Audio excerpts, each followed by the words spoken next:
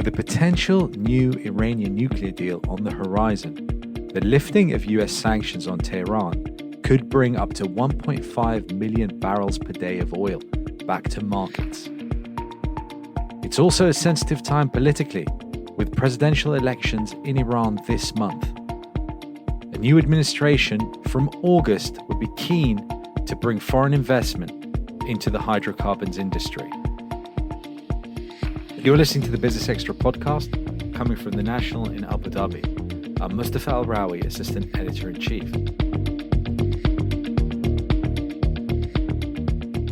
Before we begin, please do subscribe to this podcast at Apple Podcasts, Spotify, or wherever you get your audio content. Now, the question of the lifting of US sanctions on Iran, allowing it to export more oil, has been one that's been discussed with increasing frequency lately. The US has been arguing that only a new nuclear deal could limit Iran's ability to acquire nuclear weapons. They're talking from a security point of view. But also regionally, you have oil producers, part of the OPEC Plus alliance, that have been managing supply and demand, trying to keep the oil price stable. So what would it mean for the markets, for producers globally, should Iranian oil come back onto the market soon? Now, in the National this week, our regular columnist in the business pages, Robin Mills, has written about this very subject. Let's talk to Robin now. So, Robin, thanks for being with us. We're discussing the future of Iran's oil industry, given the interesting inflection point we have, whereby there are presidential elections in about 10 days' time, as well as a very sensitive moment in the negotiations over a potential new nuclear deal between Iran, the US, and international powers. But you wrote for the National this week, your regular column, that it's not quite as straightforward for growing Iran's oil industry, that the politics falls into place. There's a lot of sort of business stuff behind it, technical aspects that are holding back Iran's oil industry. Yes, that's true, Mustafa. And we often hear a lot of commentary regarding Iran's oil industry and politics and how that plays into relations with the US and so on, of course, and that's all very important. But I think there are also, as you say, technical factors and strategic factors of the Iranian oil industry that are important too. So I try to explore a few of those in my piece, and some of the key factors I see is, firstly, we've got a global context, which is a somewhat recovering oil market, but which is still fragile, and there's still big uncertainties over demand. There are still flare-ups of COVID in various countries, which hit their oil demand, and OPEC, the OPEC Plus group at the height of the pandemic, it had made production cuts of 9.7 million barrels per day. Iran wasn't part of those cuts. It was effectively exempt because it was, of course, under and still is under very strict US sanctions. But those OPEC Plus cuts are now, they've reduced, but they're still 5.8 million barrels per day. So those cuts are still very, very substantial. And it is still a long road for OPEC Plus to go to restore its production. So what happens to that when and if Iran concludes a deal with the US and Iran's oil exports return fully to the market? Then there's the question of how quickly Iranian oil would come back. There's quite a lot of Iranian oil in storage, on land storage and floating at sea. That could come back on the market, could be sold, but a lot of it is condensate, effectively a light oil, which is quite specialist, quite hard to market. And then how quickly will Iran's fields come back to full operations? I think we've seen from previous episodes when the nuclear deal was with the US previously came into operation in early 2016, that Iran was actually able to bring back its fields to full production quite quickly. And since then, it's been developing a number of new fields, so that there is kind of pent up production capacity there. But it will take a few months to bring that back on. And then Iran has to reestablish all of its relationships with its buyers. So, Iran has, of course, been reaching out to European buyers, to Indian buyers, in anticipation that sanctions will be lifted. The Japanese at the moment seem to be more cautious. China effectively has been Iran's only paying customer for a couple of years now, so China presumably will continue to be that customer and maybe buy more as well. But Iran has to reestablish all of these marketing relationships, banking relationships, shipping, insurance, all of the things that were targeted by the US sanctions, and it'll be a complex process to unravel all of those. Even assuming that there is a deal reached at these talks in the relatively near future. If we take a step back and we look at the OPEC Plus alliance, led largely by Saudi Arabia and Russia, the biggest producers, they seem to be managing the supply-demand dynamics quite well. Oil prices are around $70 a barrel at the moment, and it looks like the excess supply that led to a huge drop in prices during the pandemic, that's largely being hoovered up or used, and so it's unlikely we're going to experience another shock should sanctions be lifted on Iran and a deal happen, and then the Iranians are free to start selling more of their oil again onto the market. It's unlikely we're going to see that the dynamics of the markets change that much in the short to medium term. Is that really what the prognosis is? That's how things look at the moment. Yeah. So, oil prices around $70, as you say, that's pretty robust. I think most major oil producers should be happy with that. The excess stocks that were built up during the pandemic have been drawn down, almost to, let's say, normal levels. And the market forecasts very much depend on what OPEC Plus does over the rest of the year. But most forecasts are looking at a deficit in the market of about 2 million barrels per day. Which is quite substantial. Now, if Iran comes back fully, it would add a million and a half, perhaps a little bit more barrels per day over the course of the rest of the year. So even Iran coming back wouldn't completely fill that deficit. So the market should be able to absorb it. Of course, that means that the other OPEC Plus members would have to continue to restrain their own production. And some of these, Russia, for example, has always been pushing against the deal and always been keen to be able to escape its constraints and boost its production. It's partly a negotiating tactic, but it also kind of represents Russian views. Iraq has been very keen to increase its output, the UAE as well, so there's several countries that would want to increase their output and would feel a bit uncomfortable about having to concede some of that to allow Iran to be fully accommodated. And Iran, for its part, will not agree to any OPEC Plus limits, not for a substantial period of time, because Iran will say we've effectively been out of the market for a couple of years now, and really in the same position as Libya, and Libya's argued this successfully too, that they've been out of the market, and so they shouldn't be subject to any kind of curbs until they've had a chance not just to fully restore their production, but also to have a period of time at maximum production. I mean, the OPEC Plus alliance has shown remarkable flexibility up to now, and for several years been able to lead oil markets, regardless of the various tricky aspects of diplomacy and politics that are going on between the members of that alliance. I mean, do you see that Iran oil coming back online would represent perhaps an obstacle that is insurmountable for the alliance to continue, or will they be able to adapt to that as well? It's another complication, but I don't think that it's fatal to the alliance. No, I think, as you say, the alliance has been very, very flexible, and I think the power of the alliance, having Saudi Arabia lined up with Iran, lined up with Russia. Sorry, Russia is obviously a big and powerful country, not just an oil producer, but a great power in its own right. That has certainly helped keep other countries in line, and so compliance to the OPEC Plus deal has been much better than really any other past OPEC agreement. Compliance has been on average over 100%. That's partly helped by Saudi Arabia making extra cuts, but still compliance has been very high, and that's quite impressive. And the group has also been quite flexible in recent months by agreeing to meet monthly and to adjust their production on a monthly basis. That too, I think, is sensible because there's so much uncertainty at the moment in the market going forward.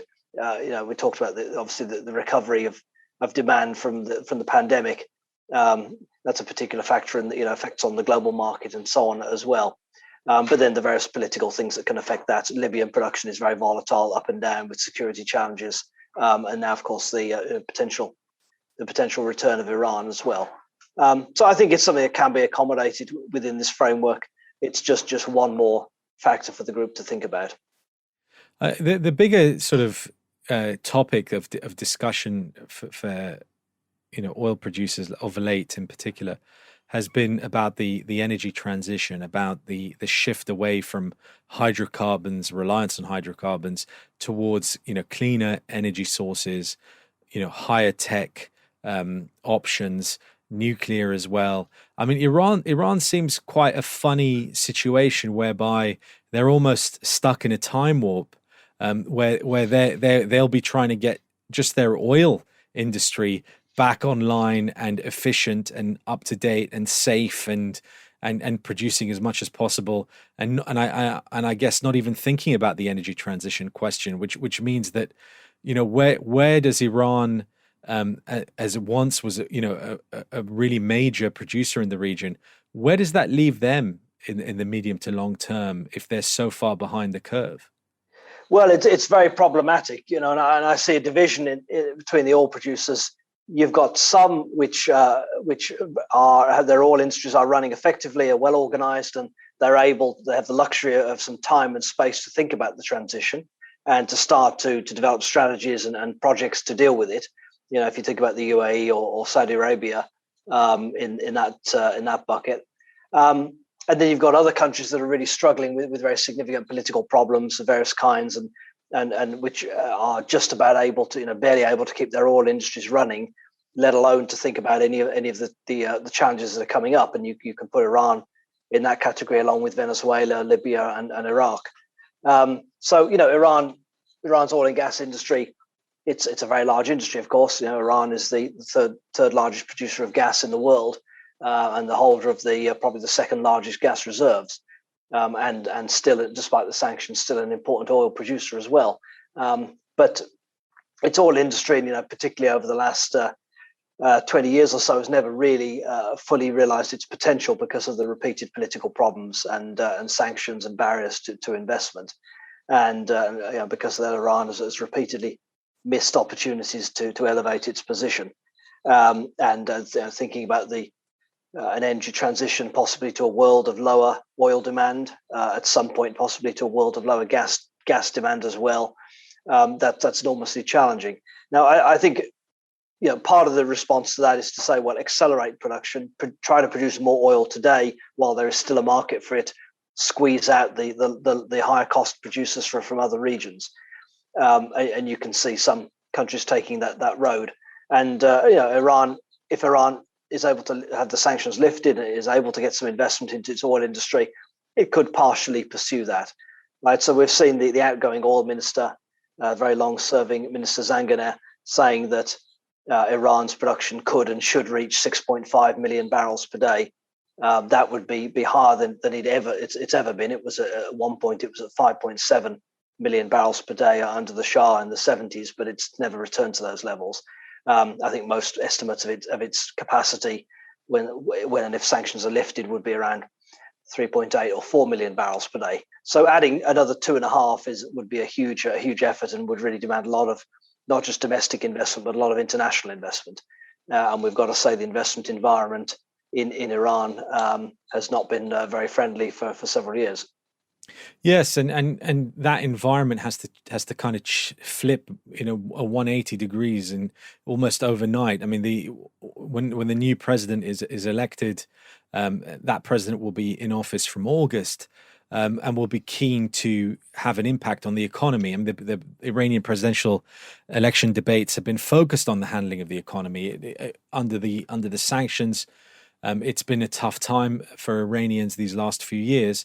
And whoever comes in next, whether it's Ibrahim Raisi, who seems to be the front runner, who's quite conservative, considered a very conservative candidate, less so than the outgoing Rouhani, were less open, let's say, to dealing with the West than the outgoing Rouhani, then you kind of have this tension where you have a new president keen to show that they are better at handling the economy. Their administration is better at handling the economy, but then potentially being more reactionary than the last.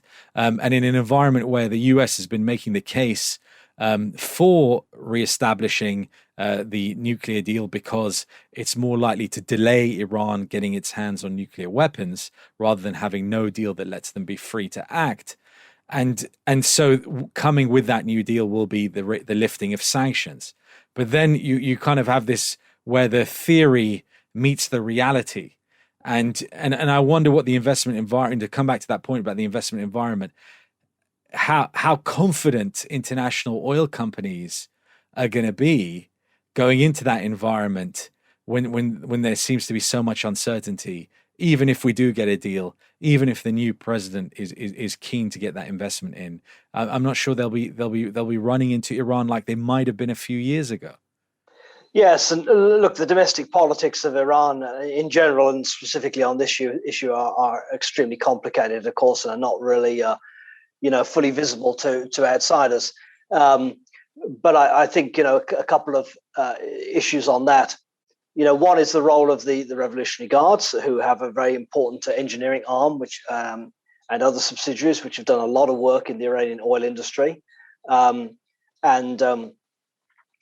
during the period of sanctions, when foreign investment has been minimal, they've been important for developing projects.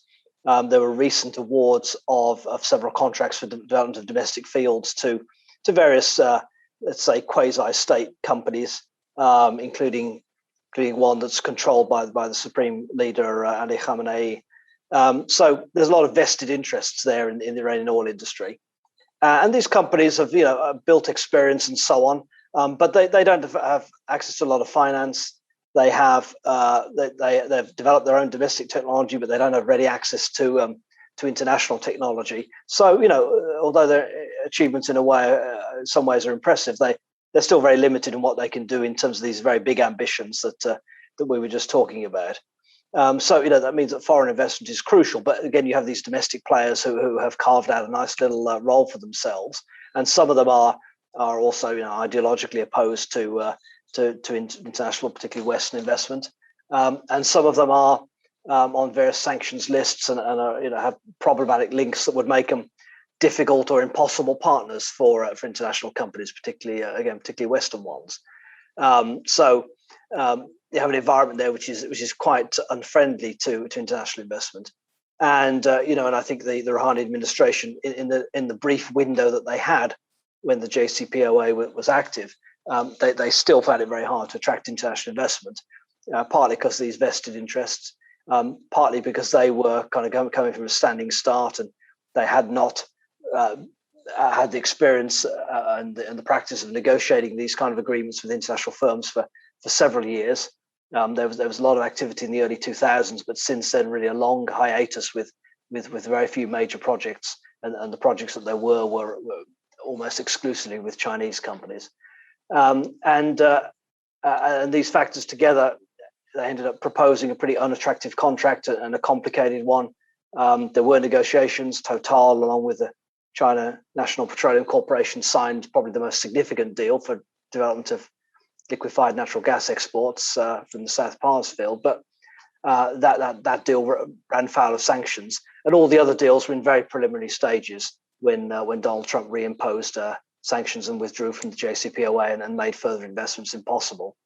So that's where I kind of point to that window opportunity. It was quite a brief window, but it was missed. And given the volatile politics, the next administration, whoever leads it, will again face that kind of challenge of that they do need foreign investment, but how can they attract it, and how can they manage all the domestic politics? And there is a bit of a division in Iranian politics between looking to Europe and being keener on European technology and companies, and then a kind of look east policy which would favor China and Russia more. But But China and Russia have also only stepped up very, very partially to support the Iranian system during this phase of sanctions. So there's also some thoughts that the Chinese are perhaps not as fully reliable partner either. So it is a complicated story. And meanwhile, as you say, the international landscape has changed with all the growing pressure on oil and gas investments. And so oil companies, as you say, are probably less willing to rush into Iran than they would have been. I think you will see interest because Iran is clearly such a big prize that it can't be ignored. But these factors of unattractive investment conditions and the complex politics and vested interests in Iran will definitely temper that enthusiasm. And we'll have to be realistic that the pace of signing and implementing real deals on investments, if any, is going to be quite slow. Robin Mills, Chief Executive of Kamar Energy, thanks so much for being with us. Thank you. And you can read Robin's column at thenationalnews.com. Thank you all for listening. All that remains to thank our production team, Arthur Edison and Ayesha Khan. Please join us again next time.